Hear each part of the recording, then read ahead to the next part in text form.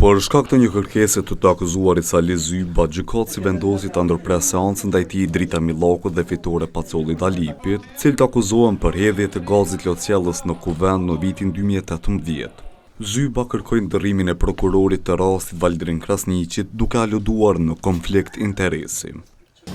Skori verifikohet është i njëjti dhe me pas njërë masat e nevojshme.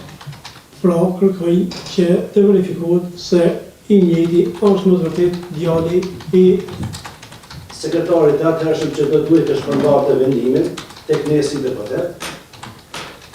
Dhe me pas kërkoj edhe reashtimin e të njëjtit nga kjo procedurë penale hershme. Sidoqoftë, paraprakisht prokurori Krasniqi e lexoi akuzën ndaj të pandehurve.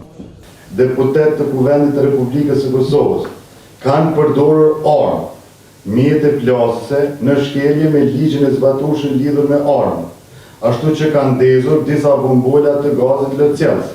Ai u shpreh i bindur se bazuar në provat që i posedojnë, aktgjykimi në fund do të jetë dënues. Do të provohet